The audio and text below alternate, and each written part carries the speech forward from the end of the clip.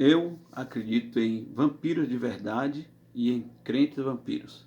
Shalom, querido seguidor do nosso canal Na Pegada de Yeshua. Se esse assunto que nós vamos tratar aqui te edifica, te desafia, te incomoda, você pode deixar o seu comentário. Se você concorda, deixe o seu like, deixe o seu ok, ative o sino, se inscreva, compartilhe com alguém, porque eu creio que é um assunto de uma relevância dupla, não é? Começando sobre a questão dos vampiros literais. Eu não vou poder aqui entrar no assunto profundamente, porque é um assunto muito extenso, mas você que nos acompanha aqui no canal, na Pegada de Yeshua, no Projeto Mega, Ministrações e Explicações de Gênesis e Apocalipse, você vai ver ali que nós estamos estudando o capítulo 7, indo para o capítulo 8, mas ali no capítulo 4, naquela saga de Caim, sobre o sinal de Caim, que Deus coloca ali, tem muito mais a ver com um perfil vampiresco do que como muitas pessoas falam, que o sinal de Caim, falam ignorantemente, é a questão da cor, não tem nada a ver, mas quando você vai ver ali, você vai ver que aquela expressão sinal é letra, é como se Deus estivesse misturando o DNA de Caim, é muito profundo, não vai dar para eu entrar no assunto aqui profundamente, mas eu vou deixar mais um texto interessante aqui só para você meditar, os provérbios de Agur, no capítulo 30 do livro de Provérbios, não foi Salomão que escreveu, mas aqui no capítulo 30, o verso 12 ao 14, diz assim: há uma geração que é pura aos seus próprios olhos, e ainda assim não é lavada da sua imundícia. Verso 13. Há uma geração cujos os olhos são altivos e as suas pálpebras são levantadas. E agora o verso 14. Há uma geração cujos dentes são como espadas e os seus dentes da mandíbula como facas para devorarem os pobres da terra e os necessitados dentre os homens. Então, há muitas pessoas que vão dizer que isso aqui é um eufemismo, que ele só está ilustrando de pessoas que maltratam os pobres da terra. Mas eu creio que nesse contexto aqui, eu dei uma conferida no hebraico, tem algumas expressões muito fortes. Eu creio que tem o sentido literal de vampiros mesmo e tem o sentido apologético, né? Assim, comparando, fazendo uma comparação com pessoas que maltratam os pobres. Então tem o sentido do eufemismo e o sentido literal, não é? No livro de Jó também, Jó vai comentar quando ele defendia os pobres, ele ia de encontro a essa geração e ele arrancava suas presas, não é? Então, se estivesse falando num contexto de eufemismo sobre a língua, como o Salmo 52, verso 2, a tua língua é como navalha afiada, intentando engano. Então está falando no contexto da fofoca, da palavra perniciosa, para ferir o outro. Mas aqui está falando das presas, os dentes como espadas afiadas, não é? Então está falando aqui dos caninos crescidos, não é? E então quando você vai comparar com a referência lá do capítulo 4 de Gênesis, conferindo no hebraico direitinho, você vai ver que tem algo ali muito estranho na geração de Caim, muito parecido com o vampiro. Esse é o meu argumento mais simples, mais singelo para falar para você que eu acredito ainda hoje que existe uma geração aí vampiresca, uma geração com o seu DNA alterado e monstruoso mesmo, e realmente amaldiçoado por Deus e acolhido por Satanás.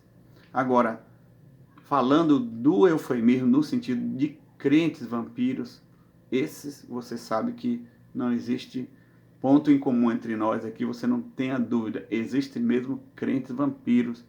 Se você observar o perfil, as características dos vampiros que nós conhecemos, por exemplo, dorme de dia e acorda à noite. Então nós vemos hoje uma geração de crentes aí que estão mergulhados na Netflix, mergulhados na tecnologia, pendurados no celular, vendo assim todos os horários disponíveis do Big Brother Brasil, que são crentes vampiros que não têm força para ler a palavra, estão dormindo de dia, o relógio biológico alterado e abandonados na madrugada, conversando banalidade na rede social, se expondo, e vida sexual também, pornografia, tudo aí, crentes vampiros. esse sentido aí realmente existe crente vampiro. Um outro sentido, quando temos pessoas crentes nessa geração que se alegram em sugar a vitalidade do outro, que ouvem boas notícias sobre seu irmão em Cristo e não celebram.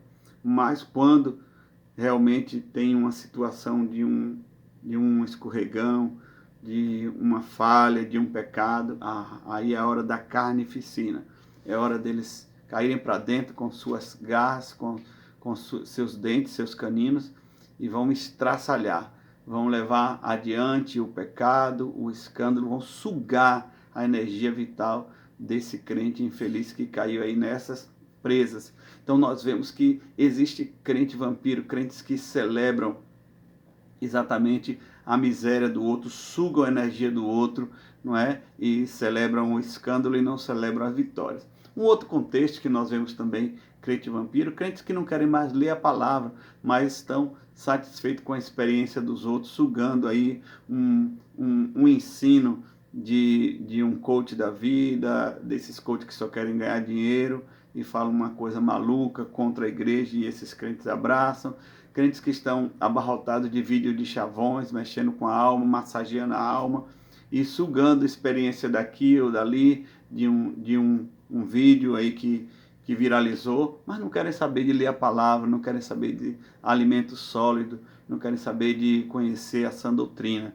São esses crentes vampiros que estão correndo da cruz como um vampiro corre da cruz, não é? São esses crentes vampiros que estão lendo a palavra de cabeça para baixo, como um vampiro supostamente se transforma em morcego, e que isso aí já é uma lenda, a mesma coisa que foi desdobrada, não é? Mas crentes que estão aí de cabeça para baixo, a vida de cabeça para baixo, não é? Esses são os verdadeiros crentes vampiros, crentes que se alegram sugando a energia vital do outro e desidratando a vida do outro em sugar a energia vital. Então, crentes que ao invés de realmente beber do sangue de Cristo e comer do corpo de Cristo, não é? Na ceia, em vez de estarem congregando e ceando e praticando sim essa ceia simbólica que representa o corpo de Cristo e o sangue de Jesus, Jesus é a antítese de Caim, né? Que Caim matou seu irmão e ensanguentou o lugar onde Abel morreu. Né? Jesus derramou seu próprio sangue. Ele é a antítese do vampiro Caim. Né? Vampiro Caim. Então, quando você fica mais parecido com Caim, você fica mais parecido com um vampiro, literalmente. Né? Mas se você quiser ficar mais parecido com Jesus, lê a palavra de Deus, pare de falar dos irmãos, pare de fofocar dos irmãos, pare de gastar seu tempo com rede social, avançando pelas madrugadas, e troque esse tempo perdido por orar nas madrugadas, por jejuar, por buscar a face do Senhor, e aí realmente você vai realmente contemplar não esse sol que está aí, simplesmente o sol, o astro, né? Mas você vai contemplar o sol da justiça, que é o Senhor Jesus, e você não vai ter medo dele, como os vampiros temem o sol. Você vai entrar na presença do Senhor e você vai amar a luz e abandonar as trevas. Que o Senhor te abençoe. Shalom. Deus te abençoe.